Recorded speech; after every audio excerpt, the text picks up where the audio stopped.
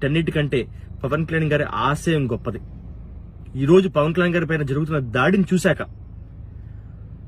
టికెట్లు కావాలి, ఇంకా ఎక్కువ కావాలి, మరిన్ని ఎక్కువ కావాలి, 24 సరిపోవు, 50 కావాలి, లేదు 40 కావాలి, 60 కావాలి అని చెప్పి మనల్ని రెచ్చగొట్టే వాళ్ళు మన చుట్టూతోనే ఉన్నారు.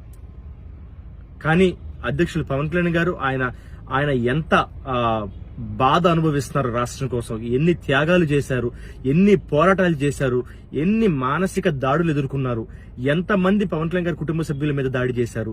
గతంలో ప్రజారాజ్యం అనే ఒక పార్టీని పెట్టి దాన్ని మళ్ళీ కాంగ్రెస్ లో విలీనం చేశాక ఆ జరిగిన పరిణామాలు కూడా పవన్ కళ్యాణ్ గారు భరించారు. మనం జీరో నుంచి ఏదైనా సరే పార్టీ పెడితే జీరో నుంచి స్టార్ట్ అవుతారు. కానీ మన జనసేన పార్టీ అధ్యక్షుడు శ్రీ పవన్ కళ్యాణ్ గారు ఆల్మోస్ట్ -20, -30 నుంచి స్టార్ట్ అయ్యారు. కింద ఉన్న మీకు నేల మీద నడవడం ఈజీ, కానీ మీకు కింద గొయ్యిని